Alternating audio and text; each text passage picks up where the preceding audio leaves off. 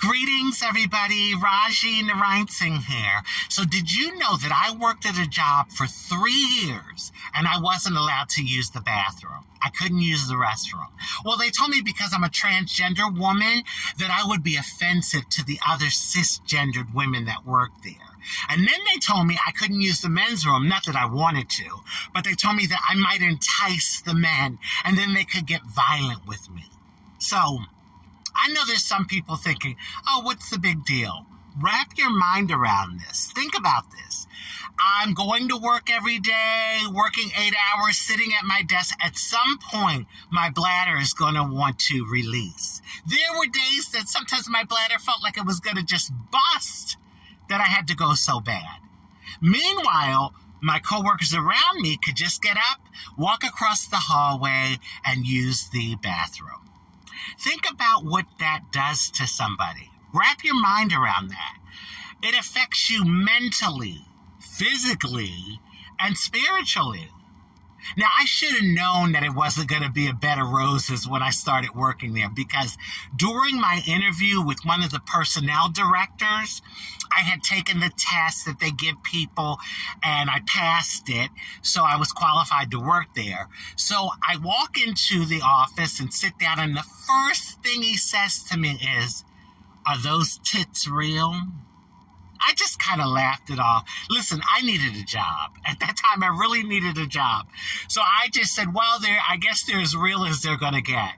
Then the next thing he proceeds to say to me is, I heard that you all meaning trans women, give good blowjobs. Again, I laughed it off. I needed a job, y'all. And I just said, well, I guess it depends on the person that's receiving the blowjob. They would have to rank, us and say whether it was good or bad. And then I tried to redirect the conversation back to me getting the job because I had passed the employment test. So he said, oh yeah, nonchalantly. He's like, you got the job. Show up on Monday for training. Well, that was the beginning of hell. Okay? Hell. Because I would say about 80% of the workforce at that job were against me. Now, it's hard enough going to a job every day. Think about it. Going to a job and you got most of the workforce around you that are conspiring against you. Thankfully, I had some people that were in my corner and were supportive. Thank God, because I don't think I would have been able to make it if I didn't have some support. And despite all of the crap I was going through there, I still managed to move up the ranks. Listen, I did my job to the best of my ability. I gave it my all. I would walk in there. I was kind and friendly to everyone. You think a lot of those folks gave a damn? They could care less about my bladder about to bust or me being friendly and nice. The fact that I am transgender, that alone was them giving them enough license or, an excuse to just treat me horribly. Oh my God, sometimes I would sit in my car with my stomach in knots, dreading to go in before my shift.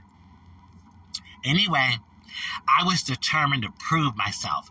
Again, I needed a job, and I was there, and I've always, no matter what job I have done, what kind of employment I've had, I've always been conscientious about my position, my job responsibilities, and I've given it my all, despite all the BS and crap that I've been through. So yeah, I moved up the ranks and I managed to survive it. And I hope that I opened some doors for folks, for other trans people that came behind me. But sometimes when I think, and I'm past all of that, but when I think about how some of those people were so cruel to me, it just makes me so angry, and it also makes me very sad because, again, I was just so friendly and nice to people, and I was just trying to, have a job and work and support myself just like anyone else would. I tell you, well, I can say this for sure. I have been through some shit. As a multiracial transgender woman of color, I have been through some shit, and I have paid my dues. You best believe. On that note, I'll stop ranting. And I want to wish everyone love, happiness, peace, good health, prosperity, and many wonderful blessings.